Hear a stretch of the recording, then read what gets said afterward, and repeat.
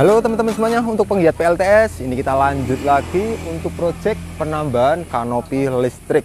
Jadi di sini saya mau membahas total biaya untuk pembangunan kanopi listrik serta fungsi dan manfaat dari kanopi ini sendiri. Nah, jadi kita hari ini nambah 6 unit kanopi listrik. Di sebelah sini 550 WP masing-masing seperti yang ada di bawah. Untuk panel surya kita menggunakan produk Trina, dan yang kemarin sudah terinstal yang ada di samping kapasitasnya 6.600 WP dengan total panel 550 WP sebanyak 12 piece. Jadi total keseluruhan panel yang kita pasang kemarin dan hari ini adalah di 10.000 WP. Nah, ini kita pasang model kanopi seperti ini. Jadi multifungsi, tampilan juga terlihat lebih modern, lebih bagus, lebih keren ya kalau dilihat dari tampilannya. Di sisi lain bawah juga bisa untuk parkiran motor-motor maupun mobil. Dan yang paling utama, kanopi ini mampu memproduksi listrik setiap harinya. Tentu pembiayaan untuk PLTS listrik ini juga lumayan ya. Tapi kita bukan sekedar atau tujuan utama untuk menghemat tagihan listrik, tapi kita untuk mencukupi kebutuhan yang ada di bengkel. Nah, karena di sini nih sering terjadi PLN padam dan jaringan listrik juga cukup jelek, tegangan PLN juga drop, tiap hari sering padam. Tentunya sangat kacau jika memiliki ruang usaha ya yang membutuhkan listrik setiap saat. Ya, masih proses. Untuk instalasi, kita akan membahas untuk pembiayaan serta fungsinya. Nah, kalau kita hitung-hitung, biaya bangun PLTS ini lumayan cukup tinggi. Dan jika kita hitung dengan tarif PLN, nah jauh lebih mahal, bisa 7-10 tahun dari tarif PLN kita. Tapi, bagi kalian yang memiliki kebutuhan akan listrik tinggi, yang biasanya sering ada genset untuk backup, nah itu kan lebih repot. Saat PLN padam, pasti peralatan komputer atau apa bakal restart, dan kegiatan juga akan terganggu. Di sisi lain untuk operasional genset juga cukup repot, masih bising. Nah, terlebih yang di kantor-kantor sering menggunakan UPS ya. Nah, ini sebenarnya sistemnya sama dengan UPS, cuma perbedaannya ada penambahan di panel saja. Di sisi lain, panel ini untuk mengecas baterai, jadi durasi backupnya bisa makin lebih tinggi. Jika kita pasang panel surya seperti ini, posisi siang hari itu energi kebutuhan yang ada di kantor maupun rumah bakal tersuplai untuk dari panel surya. Sisa kekurangan bakal diambilkan dari baterai. Nah, kalau posisi malam hari tentunya akan fokus di baterai. Kita pasang ini untuk keperluan bengkel ya. Jadi bengkel di tempat kita ini daya PLN-nya 2200 watt. Rata-rata kemarin itu tagihan per bulan di angka 2 jutaan.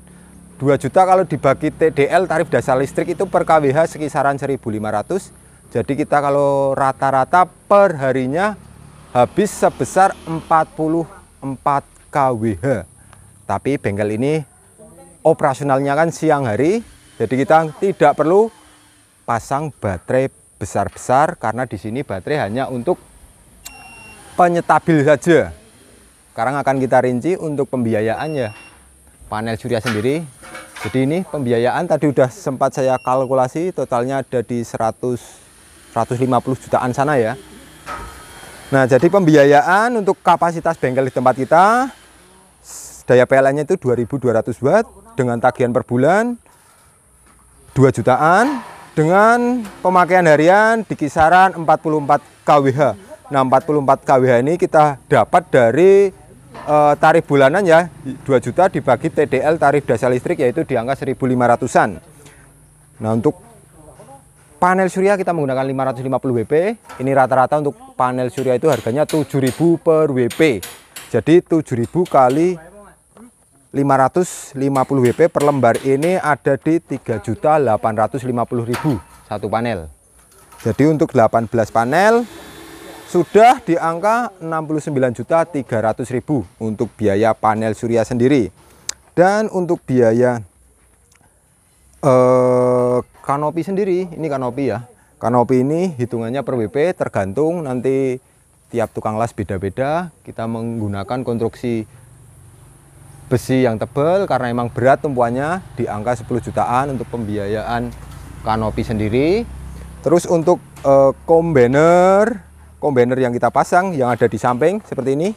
Kita lihat kombinernya. Kombiner panel surya 2 jutaan ya untuk kombiner panel surya.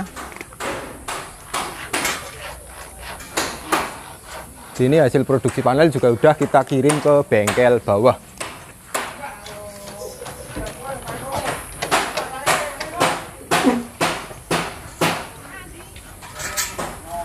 Nah, ini kombiner panel surya untuk menyatukan tiap paralel panel surya ini di angka 2 jutaan.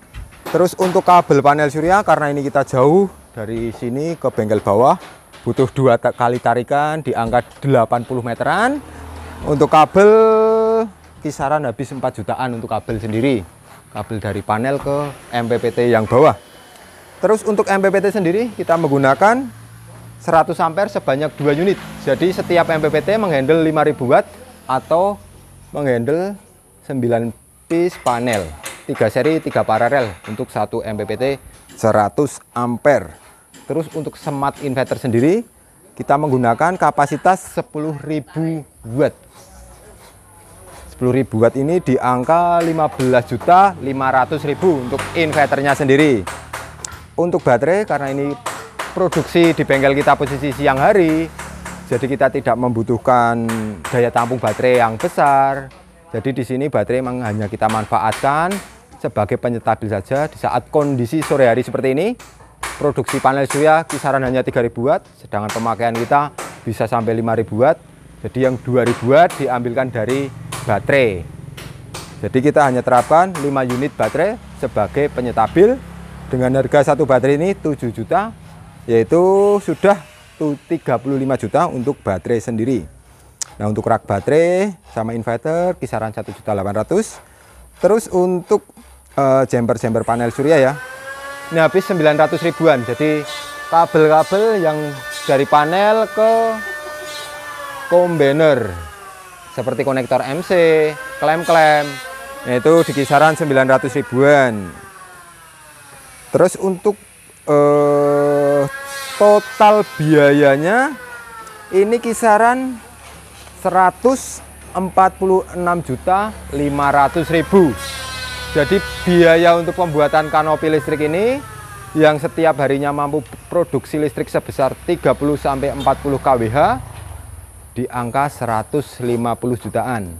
Nah, di angka 150 jutaan ini baru untuk biaya bahan-bahan saja, belum termasuk biaya instalasi, belum termasuk biaya macam-macamnya lah, serta biaya aksesoris. Tinggal nanti untuk aksesoris menyesuaikan tuan rumah sendiri. Biasanya ada yang minta penambahan panel distributor untuk AC, DC, biar lebih enak untuk mengontrol, serta penambahan untuk monitoring WiFi juga bisa.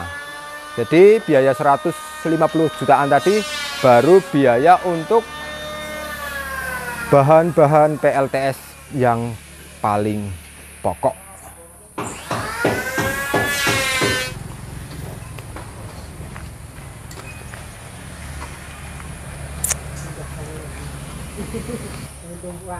Seperti itu tadi ya teman-teman untuk biaya rincian pembuatan kanopi listrik berkapasitas 10.000 watt.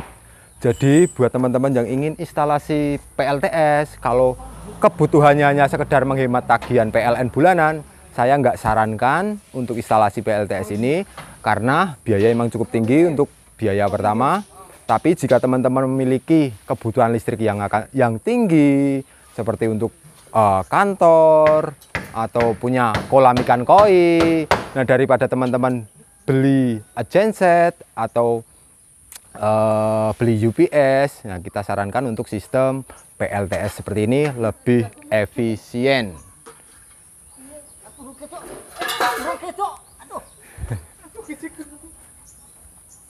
Ya, panel terakhir.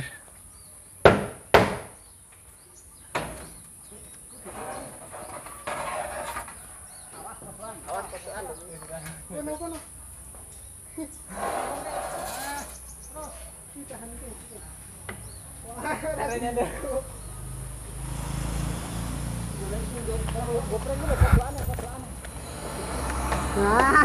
rada ngadeg kok. Panel terakhir ikut menjunjung.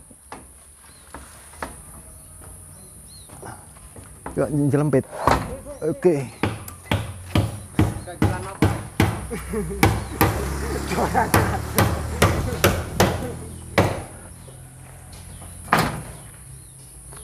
Udah, besok tinggal kita untuk instalasi kabel-kabel menyatu ke panel distributor yang kita pasang kemarin. Bagi teman-teman yang ingin konsultasi mengenai sistem PLTS ataupun bertanya-tanya tentang spek maupun harga, bisa langsung lihat atau hubungi nomor kita yang ada di deskripsi di bawah ini. Sekian, terima kasih. Salam Aspro Jogja.